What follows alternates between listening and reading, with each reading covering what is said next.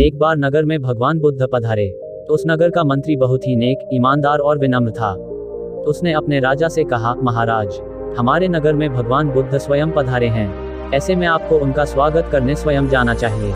मंत्री की बात सुनकर राजा गुस्से से भड़क गया और बोला, मैं क्यों जाऊं? बुद्ध एक भिक्षु हैं, उन्हें आना होगा तो स्वयं महल में मुझसे मिलने आएंगे। विद्वान मंत्री को राजा का यह घमंड अच्छा नहीं लगा। उसने उसी समय त्यागपत्र लिखा। राजा ने मंत्री का त्यागपत्र पढ़ा। उसमें लिखा हुआ था, मैं आपके जैसे छोटे आदमी की अधीनता में काम नहीं कर सकता। आप में बड़प्पन नहीं है। राजा त्यागपत्र पढ़कर मंत्री के पास गया और बोला, मंत्री, लगता है कि तुमने यह त्यागपत्र गलतफहमी में लिखा है।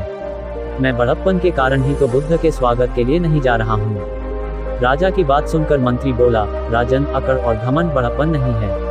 आप शायद भूल रहे हैं कि भगवान बुद्ध भी कभी महान सम्राट थे।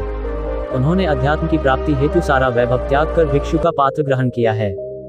मंत्री बोला, राजन, आप तो भगवान बुद्ध से बहुत पीछे हैं, क्योंकि सम्राट होने पर भी उनके मन में दया, विनम्रता, नेकी थी। वास्तव में इंसानियत के गुणों से विभूषित मनुष्य ही उच्च अध्यात्म व ज्ञान को प्राप्त कर सकता है, तभी तो भगवान बुद्ध अपने कार्य में सफल हो पाए। मंत्री की बातें सुनकर राजा का घमंड चूर चूर हो गया और वह उसी समय मंत्री के साथ भगवान बुद्ध का स्वागत करने के लिए गया और उनके चरणों में गिरकर उनसे दीक्षा देने का अनुरोध किया। भगवान बुद्ध ने राजा को सहर्ष गले लगाकर दीक्षा देना स्वीकार कर लिया।